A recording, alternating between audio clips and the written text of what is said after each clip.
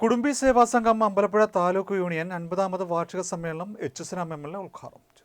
ജവഹർ ബാലഭവനിൽ ചേർന്ന സമ്മേളനത്തിൽ കെ.എസ്.എസ്. താലൂക്ക് പ്രസിഡന്റ് അനിൽ തിരുവമ്പാടി അധ്യക്ഷനായി.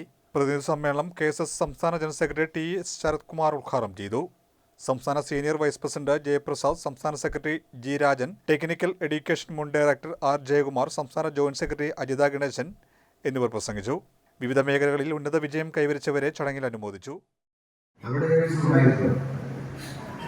ജാതിയിൽ പിന്നോക്കം പോയ സമൂഹത്തെ ചവിട്ടിപ്പത്തുള്ള പോരാട്ടം പോലെയാണ് ഈ സമൂഹത്തിൽ ജീവിതം. അങ്ങനെയാണ് അന്നനാൾ മതത്തിനോടൊക്കെ നാം ഉയർന്നു വന്ന അങ്ങനെയാണ്.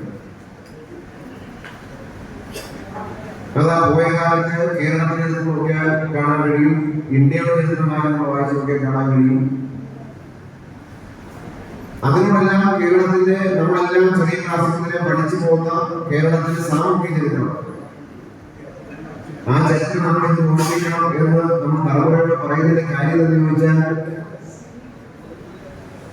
കുറെ കാലം കഴിഞ്ഞ ഈ ചരിത്രത്തെ വായിക്കുമ്പോൾ ഈ കാലത്തിന് വ്യത്യാസം മനസ്സിലാവില്ല. അതുകൊണ്ടാണ് സമൂഹത്തിൽ ഭൂമിയില്ലാത്തത് മാത്രമായിരുന്നില്ല,